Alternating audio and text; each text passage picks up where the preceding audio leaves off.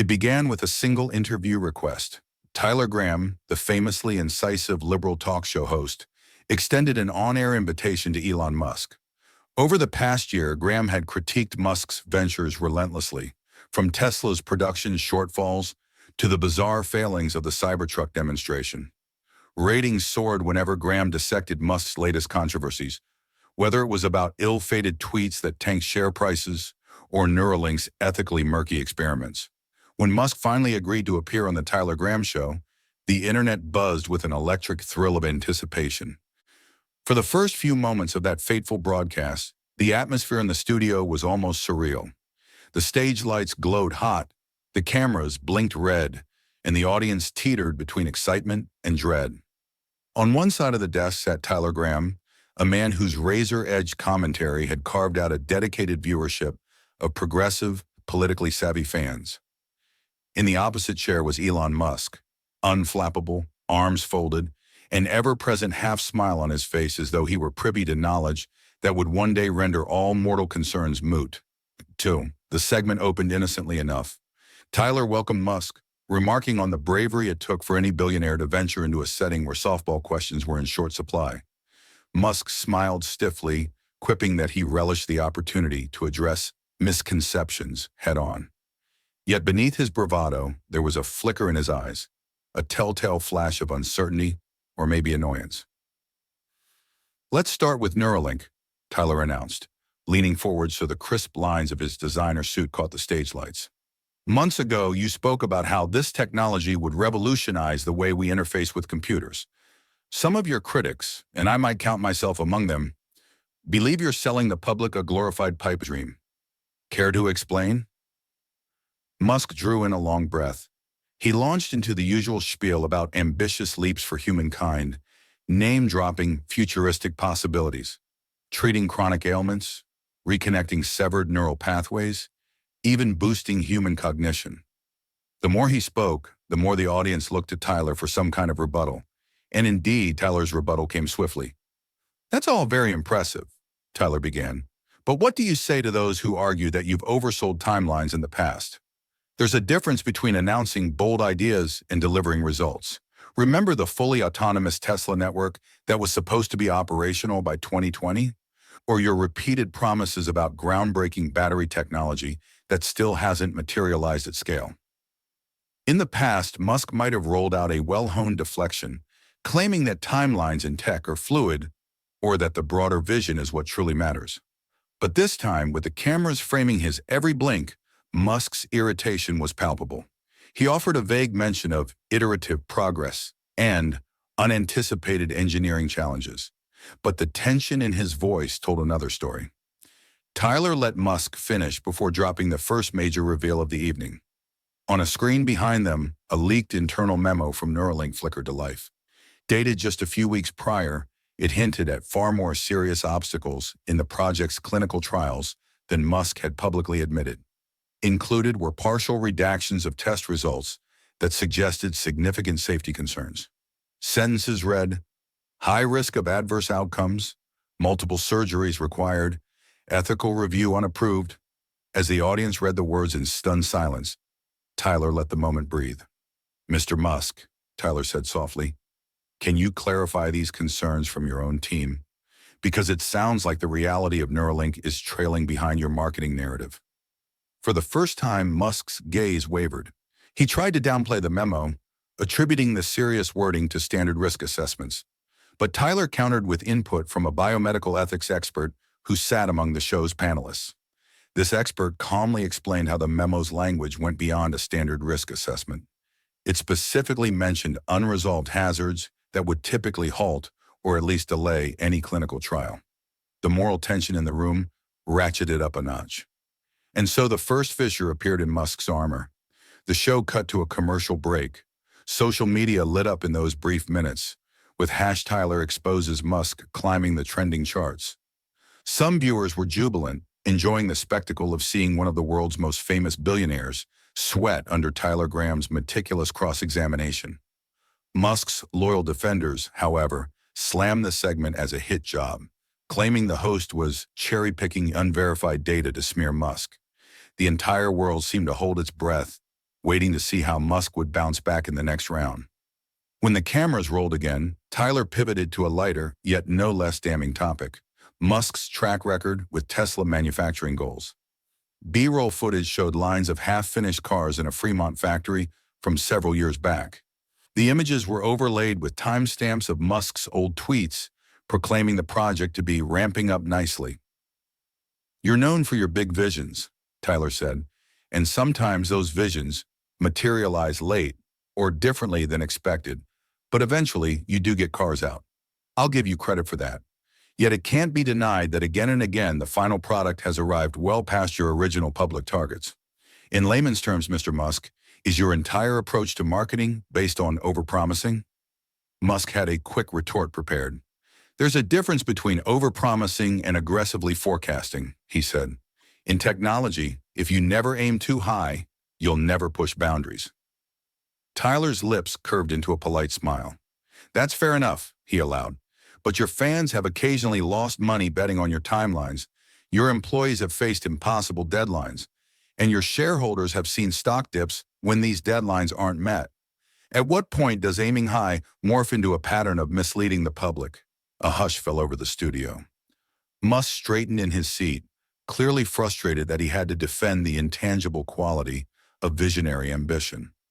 The friction in the air was almost tangible, and Tyler's questions began to cut deeper, pushing Musk to address the real harm that follows unattainable deadlines. Musk insisted that long-term success validated short-term stumbles. But Tyler's counterpunch came quickly. "So the ends justify the means?" Even the audience, some of them presumably Musk admirers, couldn't help but lean forward. They wanted to hear Musk's answer. Yet Musk's response felt rote, a blend of entrepreneurial spirit, high-risk, high-reward mantras, and calls for the necessity of innovation. Gone was his usual playful sarcasm. The searing directness of Tyler's approach was too focused for jokes. The night truly turned against Musk when Tyler introduced a second guest, a well-known investigative reporter who had spent 6 months digging into the behind-the-scenes culture at SpaceX's rocket testing facilities. Tyler welcomed the reporter to the stage, and the hush in the room intensified. Even Musk, usually so quick with interjections, simply watched with a clenched jaw. The reporter began recounting anecdote after anecdote, some uplifting, but many painting a troubling image. Corner cutting on smaller tests, tension between management pushing for an impossible launch date, employees pressured into signing non-disclosure agreements. While none of it outright spelled doom, it also didn't align with Musk's public portrayal of a streamlined, pioneering effort to occupy Mars. As the reporter spoke, data scrolled across the overhead screen. Mission schedules that had been drastically compressed, tests that had concluded with near catastrophic outcomes, but were swiftly brushed off. The piece de resistance was a snippet from an internal chat log, where a senior engineer complained that Musk's public declarations about a certain rocket's readiness bore almost no resemblance to its actual progress. Musk tried to interject multiple times. "Safety is top priority," he insisted, sounding more defensive than ever. "Look at our success rates with Falcon 9 landings." But Tyler seized the moment. "Yes, let's do that," he said. Another chart popped up on screen, revealing the timeline of failures in early Starship prototypes. An understandable part of iteration in rocket science, but overshadowed by Musk's bombastic day-to-day tweets about success being right around the corner. For the first time in the interview, the entire audience sensed a real shift in power. Musk was no longer the unstoppable CEO with a glib remark for every controversy. Here on the set of the Tyler Graham Show, he was a man pinned against mounting evidence of his own hype-driven marketing. Tyler pressed on, eyebrows arched, as though both fascinated and repelled by the extent of Musk's obfuscations. It was at this juncture that Tyler brought up the cultural phenomenon, Musk's Twitter presence. Usually, Musk's tweets served as a direct line to fans, a place for him to break news in whimsical ways, announce new features, or throw pointed jabs at the media. But tonight, Tyler had compiled a series of Musk's most polarizing tweets, some of them borderline inflammatory, others naive or even personal attacks on critics. Each tweet was displayed on a giant projection screen as Tyler read them out loud, word for word. The audience's collective reaction swung between uneasy laughter and outright shock. One tweet in particular showed Musk ridiculing a diver who helped rescue trapped children in a Thai cave, a fiasco that had once set the internet ablaze. Another highlighted his offhand comment about taking Tesla private at $420 a share, an infamously misleading claim that triggered an SEC investigation. And then there were the tweets attacking politicians or mocking regulators as unelected overlords. Your supporters might see these tweets as rebellious, Tyler said calmly, while others see them as reckless. At your level of influence, does it not concern you that your words can destabilize markets or even ruin an individual's reputation? Musk's mouth tightened. Social media is an open forum, he replied.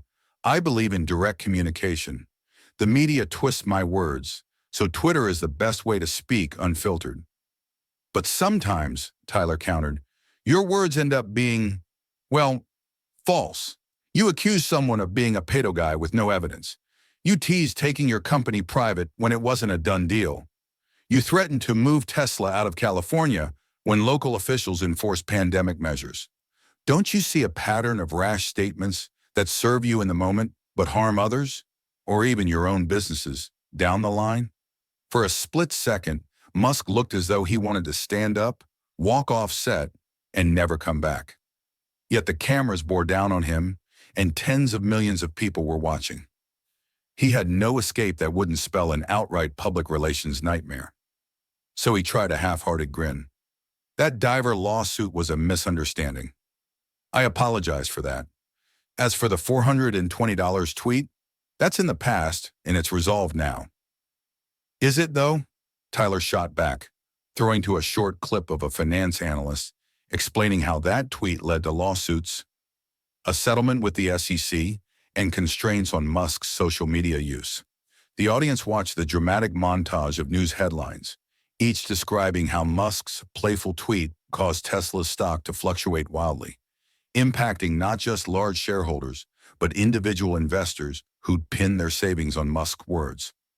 The camera panned back to Musk, who was forced to admit, in subdued tones, that he had faced personal and corporate repercussions from that incident. Tyler seized that window of vulnerability. So do you see any parallel between overstating Tesla's readiness for autonomy, overstating Neuralink's timeline, overstating rocket readiness at SpaceX, and that tweet fiasco? Or do you believe all these examples are simply anomalies in an otherwise flawless track record? The question lingered in the air, echoing with rhetorical weight. Musk pressed his lips together, searching for an out, but Tyler had left him no cover. A hush fell over the room when Tyler announced the final portion of the show. We have a little surprise, he said, turning to the audience with a conspiratorial wink. Elon, earlier this evening, my producers reached out to a certain special guest. We have him backstage right now, ready to join us via live feed. I think you'll find his perspective enlightening. Musk's eyes flicked toward the backstage area with thinly veiled apprehension. Moments later, the giant screen behind them came alive.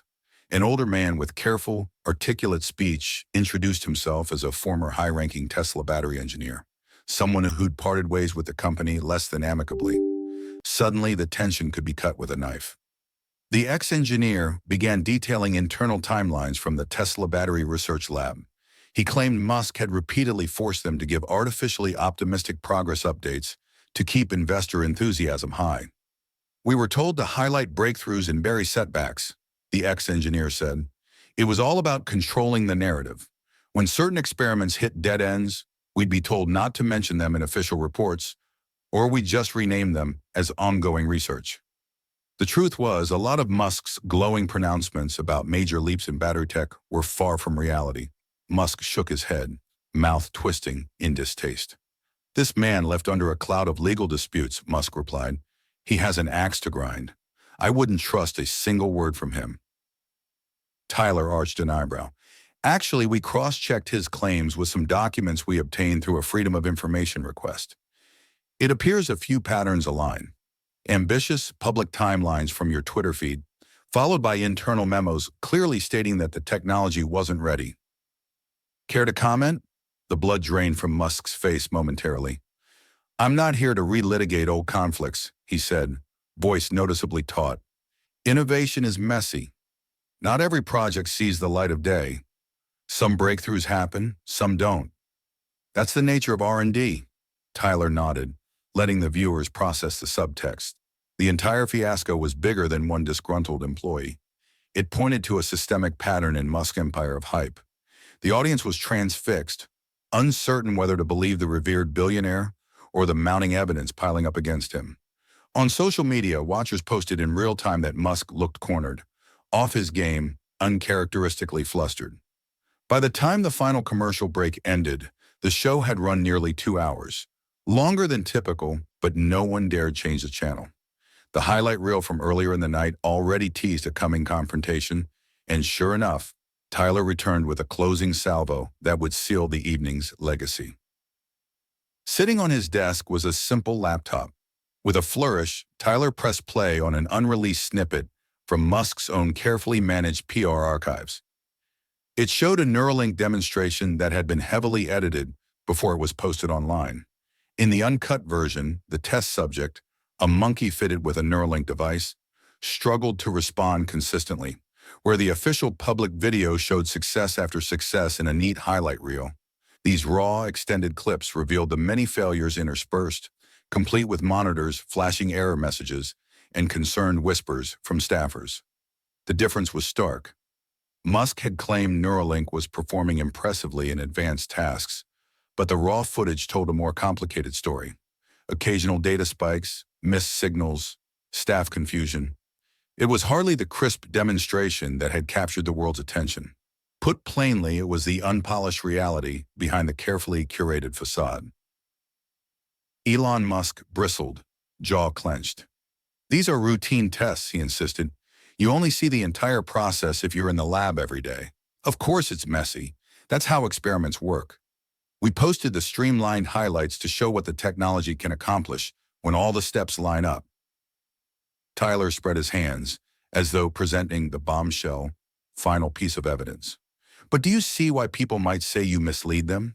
You painted a picture of near-flawless functionality, fueling hype, stoking social media frenzy, and in turn, your supporters went after any critic of Neuralink as if they were stuck in the Stone Age. Meanwhile, the truth is much more nuanced. The camera zoomed in on Musk. His eyes flicked from the raw footage paused on the screen to Tyler's steely gaze. The tension was thick as tar. For a man who had deftly handled countless controversies, lawsuits, short sellers, even Twitter mobs, Musk seemed at a complete loss. The audience could sense it. He was outmaneuvered. The host had aggregated the unspoken doubts, the behind-the-scenes evidence, and Musk's own track record of half-truths to build an ironclad case that he was consistently overselling, overstating, and sometimes outright misleading in order to maintain his future tech genius persona.